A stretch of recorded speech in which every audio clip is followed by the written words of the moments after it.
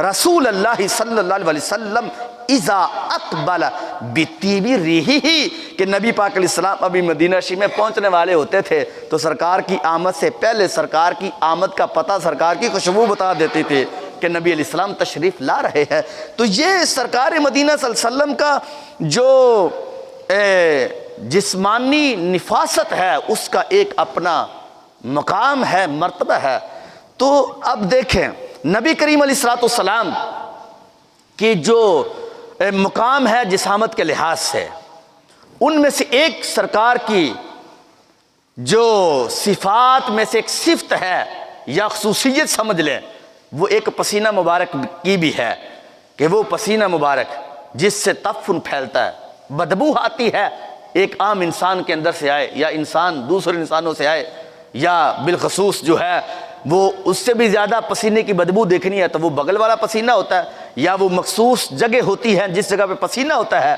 لیکن صحابہ کرام کہتے ہیں جس پسینے کی بدبو تمہارے جسم سے زیادہ آتی ہے اور وہ چھپی ہوئی جگہ ہوتی ہے، سرکار کی ذات ایسی ذات تھی کہ اس جگہ سے جب سرکار کا پسینہ نکلتا تو وہ زیادہ خوشبو والا ہوتا تھا۔ وہ سرکار کا صلی اللہ علیہ وسلم کا وہ پسینہ مبارک جو بغل مبارک کا ہوتا تو اس میں تو عادی ہو جاتی تھی۔ یہ حضرت ام سلیم رضی اللہ تعالیٰ عنہ کہتی ہیں نبی پاک علیہ السلام کو پسینہ مبارک تو آ ہی بڑا کرتا تھا، بہت پسینہ آتا تھا کہتی، لیکن دوسری بات یہ تھی کہ نبی علیہ السلام دوسرے صحابہ سے جو پیار کرتے تھے ساتھ ساتھ ہم سے بھی بڑا کرتے تھے، چونکہ میرا بیٹا خادم بھی تھا، حضرت انس رضی اللہ تعالیٰ عنہ سرکار کے پاس رہتا تھا، سرکار کے گھر کے کام کاج کرتا تھا۔ کہتے ایک دن سرکار ہمارے گھر میں دوپہر کے وقت تشریف لاتے اور لا کر آقا کریم علیہ السلام جو ہے آرام فرمایا کرتے تھے۔ کہتے ہوا ایسے کہ ہم نبی پاک علیہ السلام کو ہم نے دیکھا کہ سرکار ہمارے گھر میں تشریف فرما تھے، میں سرکار کے لیے چٹائی بچھائی، سرکار اس جگہ پہ لیٹ گئے۔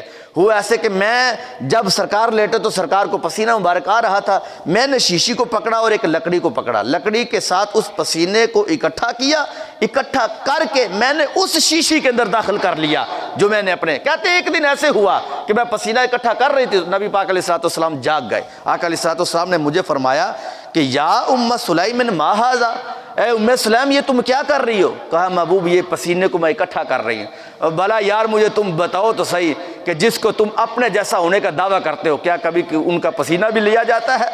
کیا تم اپنے پسینے میں ان کے پسینے میں تمہیں فرق نہیں نظر آتا کہ جن کے قدموں کو چومنے کے لیے کہ رب کے عرشی جو ہے وہ ترستے ہیں، رب کریم کے قدسی جو ہے وہ ترستے ہیں، تم اس ذات کا مقابلہ کرتے ہو کہ جن کے پسینے کا کمال اتنا ہے تو ان کی اپنی ذات کا کمال کتنا ہوگا؟ فرمایا ما ھذا، یہ تم ام سلام کیا کر رہی ہو؟ تو انہوں نے کہا کہ میرے نبی علیہ السلام ادعوک کا ادوف بھی طیبی، میرے نبی علیہ السلام میں آپ کے پسینے کو جمع کر رہی ہوں اور جمع کر کے جو میرے پاس عنبر کی خوشبو ہے اور جو میرے پاس کستوری کی خوشبو ہے میں آپ کے پسینے کو اس کے اندر داخل کر لیتی ہوں تاکہ کستوری کی خوشبو کے اندر رب اور اضافہ فرما دے، اس عنبر کی خوشبو میں رب اور اضافہ فرما دے۔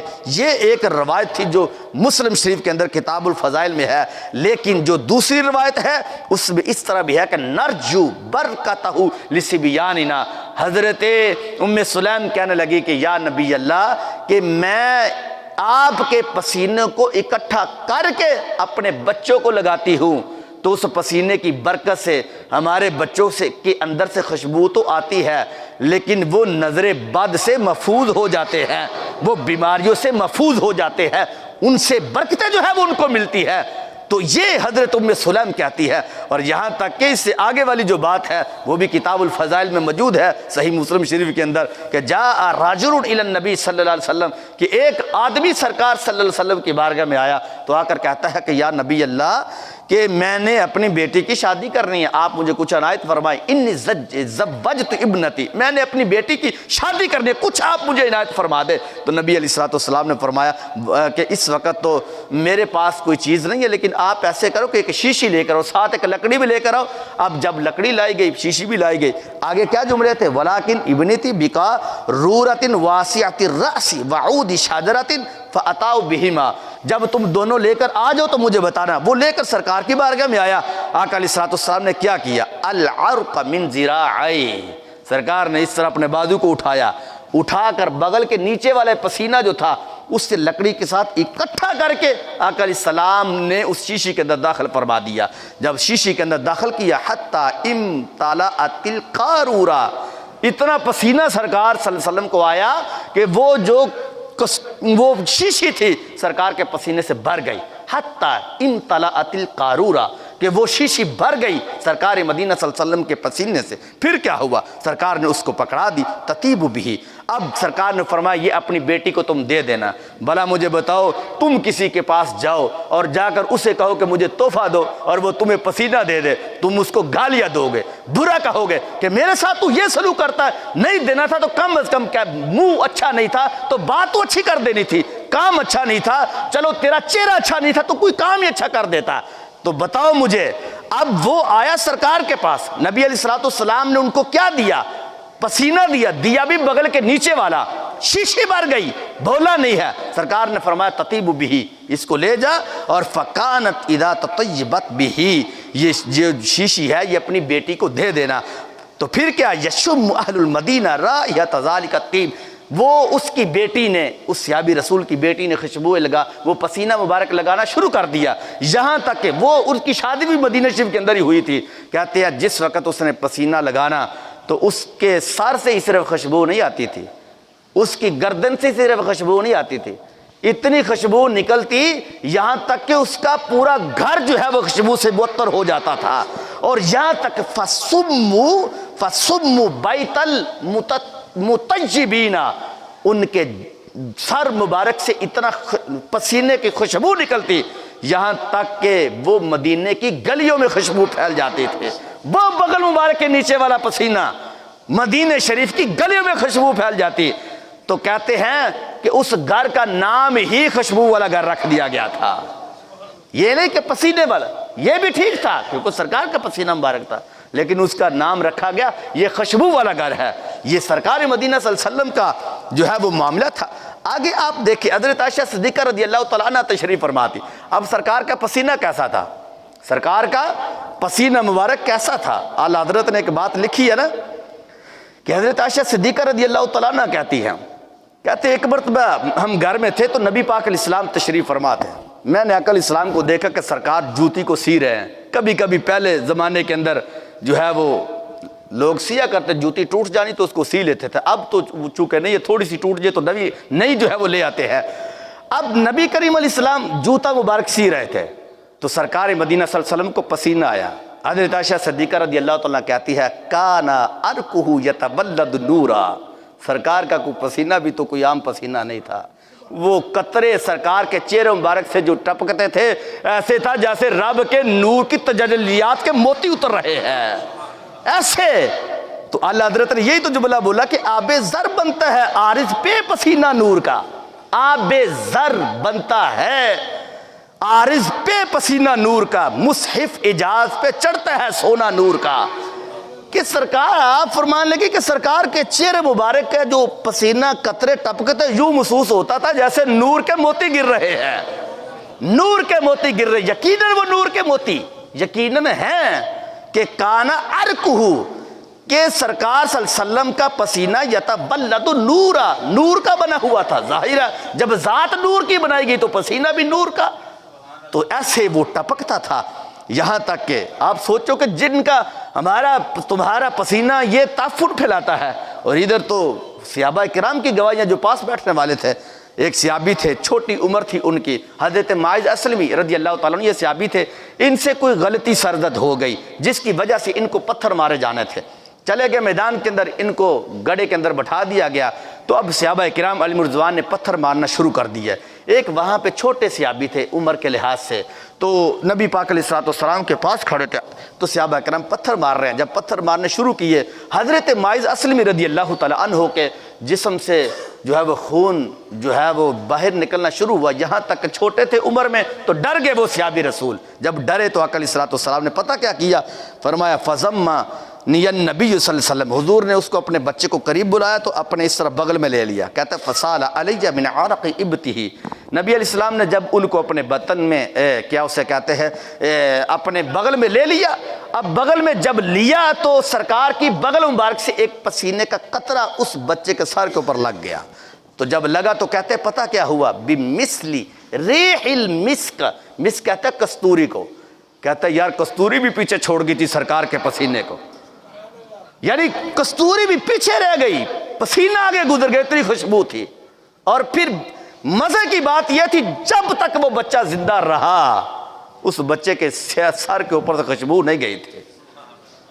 یہ پسینہ ہے نبی علیہ السلام کا۔ اور آگے ذرا دیکھیں، ایک سرکار کی سوا ایک، یعنی جو سرکار کو جو مقامات دیے ہیں جسمانی نفاست کے لحاظ سے، ان میں سے ایک سی جو ہے وہ لعاب دہن کی بھی ہے۔ اب لعاب دہن کوئی کون کسی کا تھوک چاٹتا ہے؟ یہ تو صحابہ سے پوچھے ذرا کہ صحابہ کرام نے سرکار کے لعاب کو کس طرح قبول کیا ہے۔ آپس میں جھگڑتے تھے، لڑتے تھے، اور اگر کسی کو کوئی ایڑی ٹوٹی ہوتی تو سرکار مدینہ صلی اللہ علیہ وسلم کا لعاب ان کی ایڑی پہ لگ جاتا، رب تعالیٰ ان کی ایڑی کو درست فرما دیتا۔ حضرت قتادہ رضی اللہ تعالیٰ عنہ کی بات کوئی بھولنے والی بات تو نہیں ہے۔ جنگ احد میں ان کی آنکھ نکل گئی تھی، ڈیلا پکڑ کر اس طرح ہاتھ کے اوپر رکھا ہوا ہے، یہ نہیں کہ ساتھ ہی تھا تیر لگا تھا، وہ ڈیلا باہر نکلا، انہوں نے اپنے ہاتھ کے اوپر رکھا، نبی علیہ السلام کی بارگاہ میں لے آئے، کہنے لگے کہ محبوب علیہ السلام یہ ڈیلا نکل گیا۔ میں کہتا ہوں صحابہ کا عقیدہ بھی دیکھو، ان کو پتا تھا، وہ سیدھا خانہ کعبے نہیں گئے کہ خانہ کعبے جا کے رب سے کہیں، ان کو پتا تھا خانہ کعبے میں اگرچہ دعائیں قبول ہوتی ہیں لیکن ایک جگہ ایسی ہے وہاں پہ دعا کی دیر لگتی نہیں ہے، جانے کی دیر ہوتی ہے، رب پہلے ہی اس کا اہتمام فرما دیتا ہے۔ سرکار کی بارگاہ، مسلم شریف کی حدیث شریف ہے، نبی علیہ السلام کی بارگاہ میں وہ آ گئے، کہنے لگے محبوب یہ ہے میرا ڈیلا اور میں جنگ کر رہا تھا، اسلام کے لیے لڑ رہا تھا، تو اس کے بارے میں آپ کا کیا حکم ہے، اس کو ٹھیک فرما دے۔ انہوں نے جب یہ کہا، نبی علیہ السلام نے فرمایا کہ اگر تم پسند کرو تو میں تمہیں دنیا میں جنت نہ دے دوں اس کے بدلے میں؟ تو انہوں نے کہا محبوب جنت تو آپ کے صدقے سے رب نے ہمیں دینی ہے، یقیناً جنت کا معاملہ ہے، ہم نے آپ کو دیکھا ہوا ہے، کیونکہ صحابہ جانتے تھے کہ سرکار کو دیکھ لیتے تو رب جنت دے دیتا ہے۔ اب انہوں نے کہا محبوب ٹھیک ہے، جنت تو آپ کے صدقے سے ملنی ہے، لیکن بات یہ ہے کہ میری 4 بیویاں ہیں تو وہ پھر مجھے تانا دیں گی، میں تو اس لحاظ سے آپ سے کہہ رہا ہوں کہ آپ مہربانی فرمائیں۔ نبی پاک علیہ السلام نے ان کے ڈیلے کو پکڑا، ڈیلے کو پکڑ کر اس جگہ پہ رکھ دیا، رکھ کے سرکار نے اپنے منہ سے لعاب نکالا اور اس صحابی رسول کے آنکھ کے اوپر رکھا۔ حضرت قتادہ کہتے ہیں میری آنکھ ایسے ہی ہو گئی جس طرح کے پہلے تھی۔ اس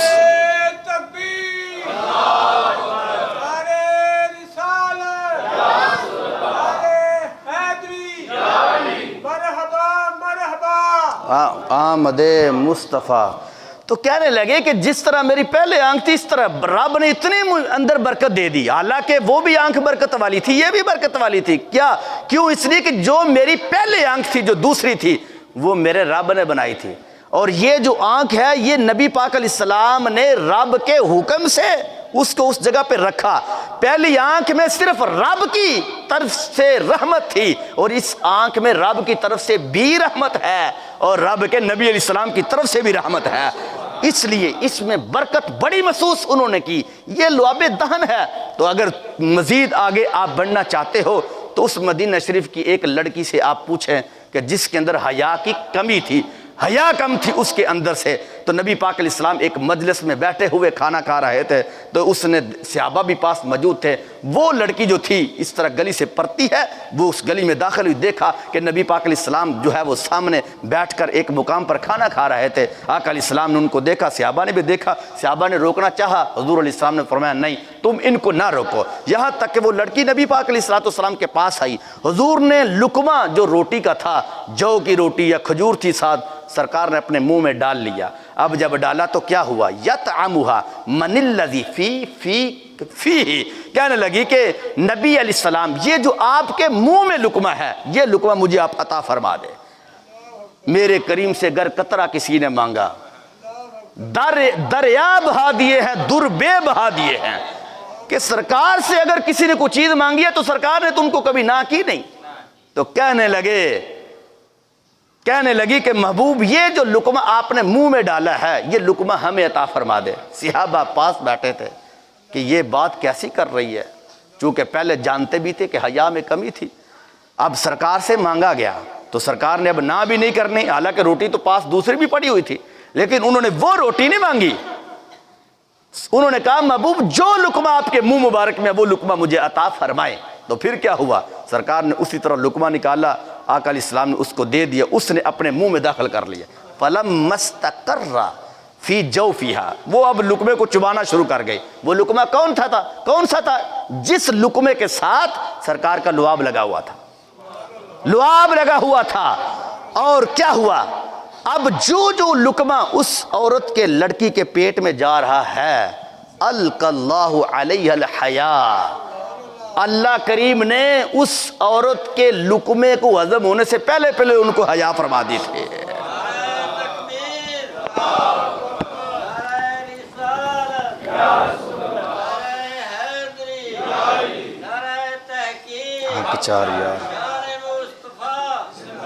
اب حضرت کہنے لگے کہ جو ہی، اور پھر صحابہ کرام علیہ رضوان کی اس کے اوپر گواہی آگے جملے جو تھے وہ کہنے لگے کہ حتی لم یکن بالمدینۃ اشد حیا منہا، کہنے لگے کہ پہلے تو اس کے اندر حیا کی کمی تھی، جب سرکار کا لعاب مبارک والا لقمہ اس لڑکی کے پیٹ میں پہنچا ہی تھا، پھر ہمیں اس سے بڑھ کر مدینے میں کوئی حیا والی عورت نظر ہی نہیں آئی تھی. اب کوئی بندہ یہ نہ سمجھے کہ میں نے یہ بیان کیا تو اس میں سیدہ فاطمہ بھی تو موجود تھی. اور بھائی کسی ایک عورت کی تعریف اگر یا کسی ایک مرد کی جائے تو اس کا مطلب یہ نہیں ہوتا کہ دوسرے کی نفی ہوتی ہے. ہم جانتے ہیں کہ سیدہ فاطمہ سلام اللہ علیہا کی ذات وہ ہے کہ جن کے سر کا بال آسمان کے سورج نے بھی نہیں دیکھا. ان کے پردے کی انتہا ان جیسی تو کروڑوں خواتین ہو، سیدہ فاطمہ سلام اللہ علیہا جیسی نہیں ہو سکتی، یہ ہمیں پتہ ہے. لیکن یہاں پہ دیکھو کہ یہ سرکار کی صاحبزادی ہے. اب ان کے اندر صرف ایک لقمہ گیا ہے اس عورت کے اندر تو رب نے اتنی حیا دی ہے. تو تم سوچو کہ جو سرکار کا خون مبارک ہو اور سرکار کی نسل مبارک ہو، اس پاک دامنہ جو خواتین ہیں ان کا مقام رب کی بارگاہ میں کیا ہوگا، ان کے اندر کتنی حیا ہوگی. تو کہنے لگے کہ پھر ان سے بڑھ کر ہمیں کوئی نظر نہیں آیا. اب آگے حضرت علی رضی اللہ تعالیٰ عنہ کا بھی جملہ، وہ خیبر کا مقام جو تھا کہ آنکھ کے اوپر صرف سرکار کا لعاب لگا، رب نے حضرت علی کی آنکھ کو ٹھیک کر دیا. سیدنا صدیق اکبر کی ایڑی کے اوپر وہ لگے سرکار کا لعاب تو زندگی ختم ہوئی رب دوبارہ سے عطا فرما دے، اور وہ زہر جو تھا وہ سارے کا سارا زہر باہر نکال دے. یہ سرکار کے لعاب کا کمال ہے.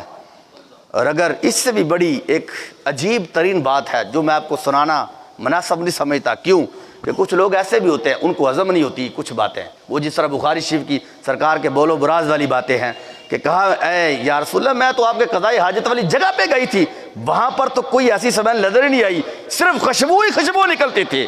لیکن کوئی صحابہ ایسے بھی تھے کہ جنہوں نے انجانے میں اگر کوئی سرکار کے بول کو استعمال کر لیا تو پھر ان کے بارے میں سرکار نے کیا فرمایا تھا کہ میری ام ایمن اگر تم نے اس کو پی لیا ہے تو پھر دیکھ لینا یہ تو دنیا کی آگ ہے، جہنم کی آگ بھی تیرے پیٹ میں نہیں آ سکتی ہے. یہ حدیث شریف ہے، یہ طبرانی کی موجم الکبیر میں ہے، یہ سیاستہ کے اندر کئی کتابوں کے اندر یہ حدیث شریف موجود ہے. بہرحال یہ بات میں اتنی کرنا چاہتا ہوں کہ جو میں نے آپ کو یہ بات سنا دی ہے. لیکن بات جو اصل یہ تھی کہ نبی کریم علیہ السلام کی جسمانی نفاست رب کریم نے اس انداز سے جو ہے وہ بنائی ہے تاکہ جو بندہ بھی سرکار کی بارگاہ میں آ جائے تو کوئی نقص نہ نکال سکے، کیونکہ رب نے سرکار کو بنایا ہی بے عیب تھا. سرکار کے اندر تو کوئی نقص ہی نہیں تھا، تاکہ جو دیکھے تو دیکھتے ہی وہ سرکار کا کلمہ شریف پڑھ جائے. آج 12 ربیع الاول شریف ہے، ہم اپنے آقا علیہ السلام کا میلاد ایسے ہی نہیں مناتے. ہمارے آقا علیہ السلام اس شان کے لائق ہیں اور اس مقام اور مرتبہ کے لائق ہے کہ ہم اپنے آقا کا میلاد منائیں. آج لوگ پوچھتے ہیں گلی گلی کہ تم چراغاں کیوں کرتے ہو، کہاں لکھا میلاد، کہاں لکھا میلاد. زندگیاں گزر گئی ہیں ان کو دلائل دیتے ہوئے ہمارے علماء کے، صوفیاء کے، آج بھی دیے جا رہے ہیں. لیکن میں سمجھتا ہوں کہ آج کے زمانے کے اندر ان کو صرف ایک جواب دینا چاہیے جو ہمارے امیر اہل سنت نے دیا، جو میں نے ان کی زبان سے کلپ کے اندر سنا. ان سے کسی نے پوچھا نا کہ آپ نے باقاعدہ اپنے مریدین کو حکم دیا کہ جب تم سے کوئی پوچھے نا کہ میلاد کہاں لکھا ہے تو ان کو بتاؤ کہ ہر عاشق رسول کے نصیب میں لکھا ہوا ہے. ان کو یہ بتاؤ کیونکہ آپ ان کو دلائل کتابیں، حالانکہ اس کے اندر بابو میلاد النبی صلی اللہ علیہ وسلم باقاعدہ پورا باب موجود ہے. یہ جامع ترمذی شریف کی حدیث یہ کتاب ہے. کتابوں کے اندر، کئی کتابوں کے اندر یہ موجود ہے. سرکار کے صحابہ نے منایا، رب تعالیٰ نے سرکار یعنی عالم ارواح کے اندر سرکار کا میلاد منایا. نبی علیہ الصلوۃ والسلام سے پہلے نبیوں نے حضور کی آمد سے پہلے جو ہے وہ میلاد منایا. اور ہر نبی پر واجب تھا کہ ہر نبی جس جگہ پہ وہ رب کی توحید کا اعلان کرے وہاں پر سرکار کی آمد کا بھی اعلان کرے، سرکار کے میلاد کا جو ہے وہ اعلان کرے. تو یہ تو نبی بھی آتے رہے، وہ بھی بتاتے رہے آج تک. پھر بھی کوئی بندہ رات کو سنتا ہے تو صبح سو کر اٹھتا ہے تو کہتا کدھر میلاد لکھا، کدھر فلاں. او بھائی میلاد کی اب بھی ضرورت ہے بتانے کی؟ اب بھی کیا ضرورت ہے بتانے کی یا پوچھنے کی ضرورت ہے کہ جس نبی کی ہر گھڑی جو ہے وہ بلند و مرتبہ والی ہے، ہر آن اس کی بلند و مرتبہ والی ہے، تو تم ان کے بارے میں پوچھتے ہو. اور یقین جانا کہ باتیں اگرچہ کئی مرتبہ کی ہوئی ہیں لیکن حقیقت یہی ہے کہ کہتے ہیں نا کہ جب یہ علامہ رومی نے اس کو لکھا ہے مثنی شریف کے اندر، یہ فارسی کی کتاب ہے بہت بڑی، ہم نے پڑھی ہوئی ہے. اس کے اندر ایک بات لکھی ہوئی ہے، اس کے اندر لکھا کہ ایک مرتبہ یہ گندگی والی جو مکھی ہوتی ہے وہ دوسری شہد والی مکھی کے ساتھ ان کی دوستی ہو گئی. تو وہ ایک مرتبہ وہ شہد والی مکھی کہتے کہ چلو میں تمہیں ذرا لے جاتی ہوں اپنے باغ کے اندر، میں تمہیں بتاتی ہوں کہ وہاں پر کن کن پھولوں کو میں اوپر بیٹھتی ہوں اور میں اس کے رس چوستی ہوں، یہ کرتی ہوں. کہتے کہ وہ گئے، پہلے ایک پھول کے اوپر گئے، یعنی یوں سمجھے چمبیلی کے پھول کے اوپر وہ بیٹھے، جا کہا یہ پھول ہے اس کو سونگھ. اب وہ جو گندگی والی مکھی تھی تو وہ اس نے سونگنا شروع کیا تو اس نے ناک چڑھایا، کہا اس کے اندر تو سمیل آتی ہے. اس نے کہا اچھا چلو آگے چلتے ہیں. اب آگے گئے، موتی کے اوپر چلے گئے. اب موتی کتنی پیاری خوشبو ہوتی ہے، اس کے اوپر جا کر وہ بیٹھے، کہا اب اس کو سونگھ. اس نے سونگا تو اس نے پھر ناک چڑھایا. اس نے شہد والی مکھی سے کہا بات یہ ہے کہ یہ تو اس سے بھی زیادہ سمیل آ رہی ہے. اب تیسرے پھول پہ گئے، چوتھے پہ گئے، پانچویں پہ گئے، یہاں تک کہ آخری ایک پھول رہ گیا تھا جو گلاب کا پھول تھا، جس کے بارے میں روح البیان میں موجود ہے کہ نبی علیہ الصلوۃ والسلام کے پسینے کی خوشبو سے اس کو حصہ ملا ہوا ہے. کہتا جب اس کے اوپر جا کر بیٹھے نا تو اس نے کہا چلو یار اس کو سونگو. جب اس کو سونگنا شروع کیا یہاں تک کہ اس گندگی والی مکھی نے اس سے بھی ناک چڑھا دیا. جب ناک چڑھایا نا تو شہد والی مکھی، جلال الدین رومی لکھتے ہیں کہ شہد والی مکھی نے جب اس کے بدن کی طرف دیکھا تو اس کے پاؤں کے اوپر گندگی لگی ہوئی تھی. اس نے کہا گندی تو خود ہے تو دوسروں کو گندا کہہ رہی ہے. اور بھائی تو اپنے ایمان کی طرف دیکھ، اعتراض کرنے سے پہلے کس طرف تو اعتراض کا جو ہے وہ لگا رہا ہے، کس ذات کے اوپر تو اعتراض کر رہا ہے کہ جس کے سامنے رب کے قدسی بھی ہاتھ باندھ کے کھڑے ہو جاتے ہیں اور جن کے قدموں کو چومنے کے لیے رب کا عرش ترستا ہے، ان کے اوپر اعتراض کرتے ہو. تو یہ خوش قسمتی ہے ہماری، ہم اپنے آقا علیہ السلام کے غلام ہیں، کسی پر کوئی اعتراض والی بات نہیں ہے. ہم اپنے آقا کا میلاد منائیں گے اور ہمیشہ کے لیے، اور رب سے دعا کرتے ہیں کہ اللہ جب ہم دنیا سے جا رہے ہوں اس وقت بھی ہماری زبانوں پہ اپنے نبی کا کلمہ جاری فرمانا، حضور کا میلاد، حضور کا ذکر پاک جو ہے ہماری زبانوں پہ جاری فرمانا. اور ہماری یہ خوش قسمتی ہے. میں ایک اعلان کرنے لگا، آج 12 ربیع الاول شریف ہے. یہی ہے نا، لوگ بڑا کچھ تقسیم کرتے ہیں اور یہ کس لیے کرتے ہیں؟ نبی علیہ السلام کی ذات کے لیے، تاکہ آقا علیہ السلام راضی ہو جائے. اللہ حضرت نے یقین جانے فتاوی رضویہ شریف کے اندر لکھا، اللہ حضرت فرماتے ہیں کہ یہ جو سرکار کے میلاد کے لیے جو چراغ جلایا جاتا ہے، وہ جو آگ نکلتی ہے نا تو آگ کے اوپر پتہ وہ ہوتا ہے، دھواں ہوتا ہے. اللہ حضرت فرماتے ہیں کہ میں اس دھوئے کے اوپر اپنے دل کو سرکار کے لیے جلانے کے لیے تیار ہوتا ہوں. جو چراغ سرکار کے میلاد کے لیے جلایا جاتا ہے، یعنی لوگوں نے بڑے بڑے اہتمام کیے سرکار کے لیے. تو آج 12 ربیع الاول شریف ہے. میں اس لحاظ سے اپنی خوش قسمتی بھی سمجھتا ہوں کہ یہ ایک سعادت مندی ہوتی ہے کہ کوئی بندہ سرکار کی محفل میں بیٹھے یا کوئی ان کے نام کا کوئی بات کرے. کیونکہ لوگ کہتے ہیں نا کہ ان دنوں میں لوگوں کو غریب بھی یاد آ جاتے ہیں. کہتے ہیں کہ یہ جو تم نے جنڈیوں کے لیے لگائیں یہ تم مسجد کے لیے دے دیتے یا یہ تم کسی غریب کو دے دیتے. تو میں آج ان کی بھی بات پوری کرنا چاہتا ہوں. اور ویسے ہمیں بھی اس بات کی ضرورت ہے کیونکہ ہمارا آپ جانتے ہیں کہ ایک گھر چلانے کے لیے جو ہے جس میں 5 افراد رہتے ہیں تو ان کے کتنے اخراجات ہوتے ہیں. تو مسجد جو پورے محلے کی مسجد ہوتی ہے، کتنے لوگ آپ بیٹھے ہوئے ہیں؟ تقریباً 200 تو بندہ یہاں پہ بیٹھا ہوا ہے، تو ایک مسجد کو چلانا کتنا مشکل ہوتا ہے، اور پھر اس کے اندر 25 یہاں پر تو ماشاءاللہ مدرسہ بھی ہے، یہاں پہ تقریباً 60-70 بچے حفظ والے پڑھتے ہیں۔ اور ایک مزے کی بات آپ کو یہ بتانے لگا ہوں کہ اس سال اللہ کے فضل سے 17 حافظ قرآن فارغ ہو رہے ہیں۔ 17 حافظ قرآن، یہ چھوٹی سی بات نہیں ہے، ان میں سے 7 بچے وہ ہیں جنہوں نے میٹرک کی ہے اللہ کے فضل سے۔ آپ کو خوشی ہے نا؟ آج 12 ربیع الاول شریف بھی ہے۔ میرا نہیں بلکہ ایک مسجد کا کام ہے، وہ مسجد کے واش روم ہے، سمیل آتی ہے یہاں پر، اور اس کے اندر ہم نے ٹائل لگوانی ہے، اور اس کے دروازے جو فائبر کے وہ بھی لگانے، ایک دروازہ 7,000 روپے کا، 4 وہ دروازے اس کے اندر ٹائل ہے، تقریباً 50,000 روپے اس کا آتا ہے۔ آج اپنے نبی کے نام کے اوپر جو ہے وہ جتنا دل کھول کے اگر آپ دے سکتے ہو تو آپ آج دینا ہے، اور مسجد کے نام کا دینا ہے، نبی پاک علیہ الصلوۃ والسلام کے نام کا دینا ہے۔ میری ذات کے لیے نام، اپنی ذات کے لیے آپ لوگوں کو کہہ رہا ہوں، اس واسطے باہر کی ٹائل انشاءاللہ اس ہفتے کے اندر آ جائے گی، صرف اس کا کام رہ گیا۔ جتنے بندے آپ بیٹھے ہو، اگر ایک بندہ 1,000 روپیہ بھی کم از کم اپنے ذمے کے اوپر لینا تو یقین جانے یہ سارا کام مکمل ہو جاتا ہے۔ اللہ کریم آپ کا آنا جانا اپنی بارگاہ میں قبول فرمائے۔ میری گزارش ہے کہ کوئی بندہ بھی آج یہاں پہ بیٹھا نہ رہے، جس بندے کے پاس جتنی ہمت ہے وہ بندہ اٹھ کے جو ہے اپنے آقا کے نام کا جو ہے وہ مسجد میں دے۔ اللہ کریم آپ کے رزق میں برکت نازل فرمائے۔